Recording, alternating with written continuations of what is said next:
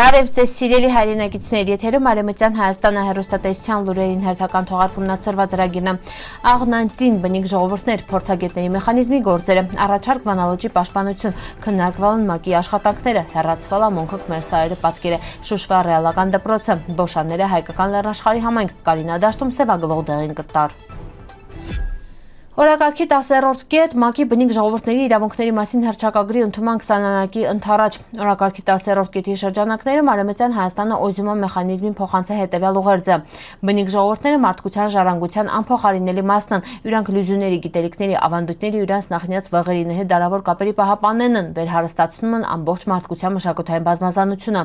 Դարերի ընթացքում մխլա ժողովուրդներ փոխանցալ մի պարզ, բայց խորիմաստ ուսմունք, համայնքի գոյատևումը կախված չի մենակ որևէ տարածքում իրան ֆիզիկական ներկայությունից, այլև իրան հիշողությունը պահպանելու ու իրան ապագան սերունդներին փոխանցելի կարողությունից։ Այս գաղափարը կարելի է արտահայտել խորհրդանշական մի արտահայտությունով՝ պահպանիր աղնա ձին։ Նյութն ամբողջությամբ կարդացիք Western Army TV-ի սայտում։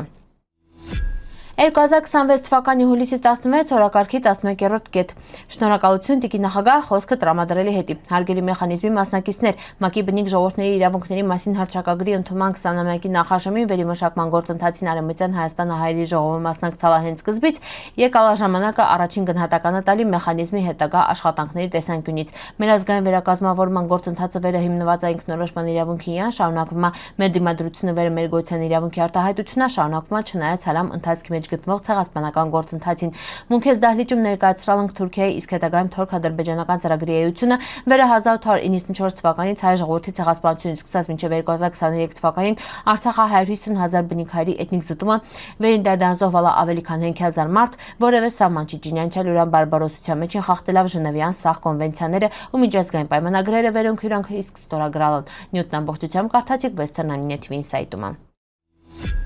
Մարդու իրավունքների խորհրդի ներկայացվելիք առաջարկությունները քննարկման ու հաստատման նպատակով։ Վանալիճը Արևմտյան Հայաստանը ամենամեծ լիճն է ու Մերձավոր Արևելքի կարևորագույն կապված ավազանային էկոհամակարգերից մեկն է։ Յուրան բացառիկ էկոլոգիական նշանակությունից բացի ինքը հանդիսանում է մարդկության հետի բացառիկ արժեք ներկայացնող պատմամշակութային ու բնապատկերային ժառանգություն, հատկապես հայկական քաղաքակրթության ու հազարամյակների պատմության հետ ունեցած յուրան սերտ կապի շնորհիվ։ Նյութն ամբողջությամբ հասանելի է Western Army TV-ի սայտում։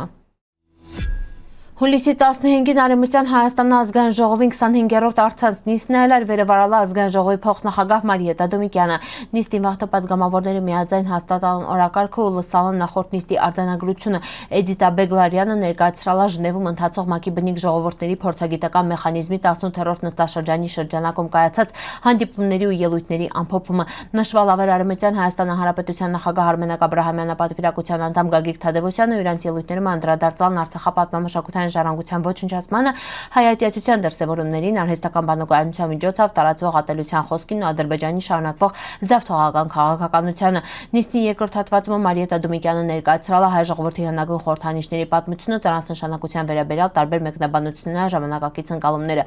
Քննարկումը անցկացալ ակտիվ մթնոլորտում ընդգծելով ազգային խորհրդանիշների պահպանման ու արժևորման կարևորությունը։ Արցախի մշակույթի պահպանման կենտրոն ՀԿ-ն հայտարարություն է տարածել Երևանը Անուշավան Տեր Ղևոնդյանի անվան երաժշտական շկոլում տեղի ունեցած միջադեպի վերաբերյալ շտեղ ցուցահանդեսից հեռացված արել Մոնքոկ Մերսարերը հուշարձանը պատկերող աշակերտական աշխատանքը։ ՀԿ-ն դեպքը գնահատում է որպես Արցախի մշակութային ժառանգության նկատմամբ մտահոգիչ վերաբերմունքի դրսևորում ու կոչանում պետական ու իրավապաշտպան կառույցներին ուշադրություն դարձնել խնդրին։ Միաժամանակ հիշեցվում է վեր ԿԳՄՍ նախարարությունը հայտնանալ ման խորհրդանիշների ցուցադրությունը արգելելի որևէ հանձնարարական տրվալ չի։ Շուշիի ռեալական դպրոցի շենքը հիմնադրվել է ռուսական կայսրության ժամանակաշրջանում ու երկար տարիներ հանդիսացել է տարածաշրջանի կարևորագույն կրթական հաստատությունների մինը։ Թեև ստեղծված այլ կայսրության կրթական քաղաքականության շրջանակում շկոլի աշակերտների ճնշող մեծամասնությունը շուրջ 98%-ը հայերեն էլ։